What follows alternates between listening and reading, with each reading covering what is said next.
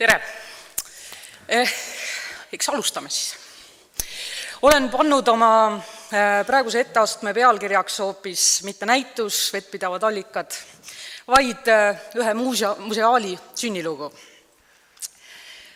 Seisan siin juhuslikult või juhuse tahtel, kui laenata Teatri- ja Muusikamuuseumi Ristolt sõnu, siis muuseumi töötaja ei tea, millega õhtul päev lõpeb. Ja muuseumi töötaja võib sattuda oma rahulikust kabinetist lausa avamerele. Nii minagi sattusin osalema ühte juhuse tõttu tekkinud spontaansesse projekti, kus on mitmeid osapooli ja see, et mina siin sõna võtan, ei tulene vist sellest, et ma kõige ilusam neist olen, vaid see, et mul oli au neid erinevaid osapooli niimoodi siduda, nendega kõigiga suhelda ja lõpuks natuke suunata, kujundada, vormida seda kõike ühe terviku suunas, milleks siis on ühe museaali sünd või ühe museaali juurdetulek Eesti Ajaloomuuseumi kogudesse. Nagu öeldud, suurt rolli mängis selles loos juhus. Augustis 2011 koputati muuseumi uksele, üks hobisukelduja peale väikseid eksirännakuid oli jõudnud meieni ja näitas asju. Ta oli käinud oma tavapärasel jalutuskäigul Tallinna lahe põhjal, kuskil 6 meetri sügavusel ja sattunud peale asjadele.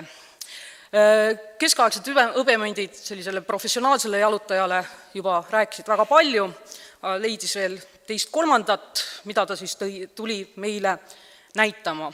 Astus sisse Ivar Leimuse uksest, kes röögatas ja kutsus ka minu välja kohe.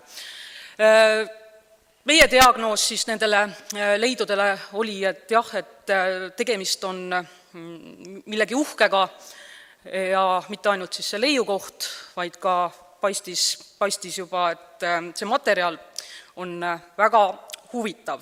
Ja otse loomulikult tärkasid ka siis väiksed kuradikesed meie peas, et see leid on nagu vajalik endale saada, kui otse öelda.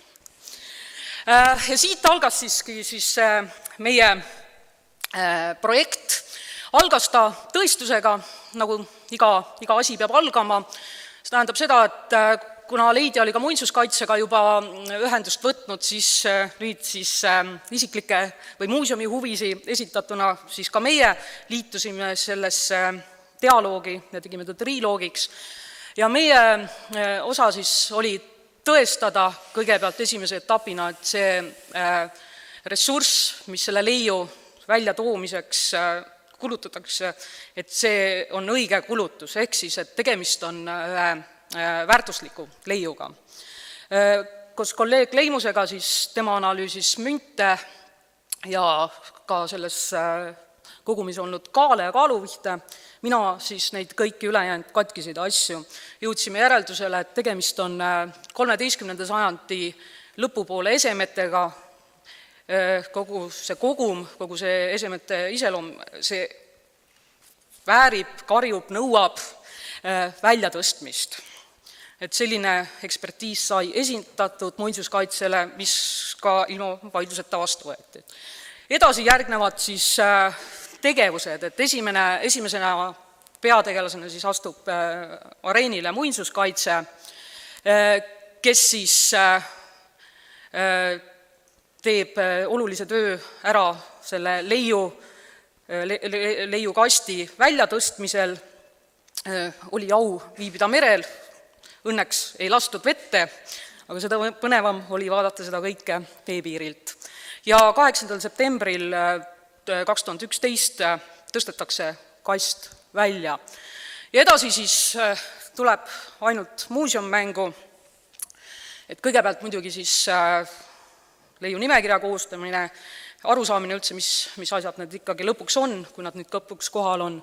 Ja siis oluline asi oli konserveerimine, et ta valmistada ette edasiliseks säilitamiseks.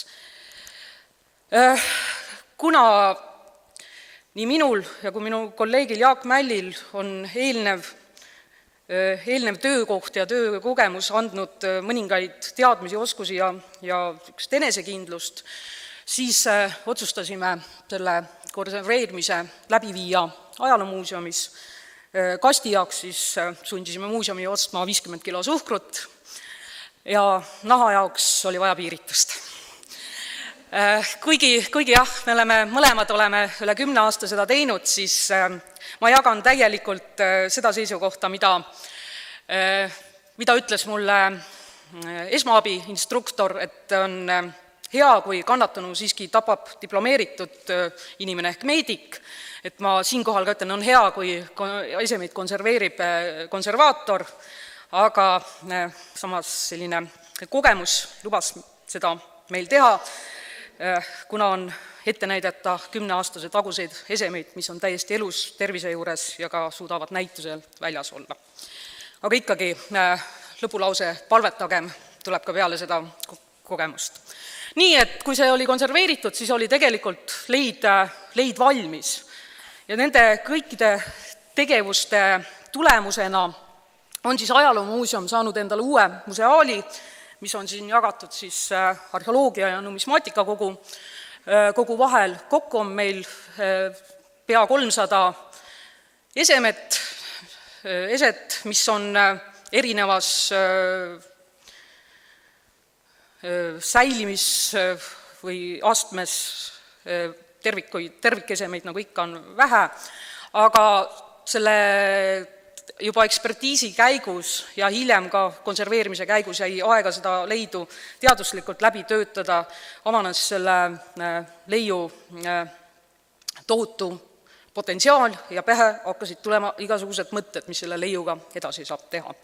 Nii et praegusel juhul ei jää muud üle, kui tänada kõiki, kes sellest projektis, spontaanselt tekkinud projektis olid valmis kohe kaasa lööma ja edasitest mõtetest te vist kuulete edaspidi.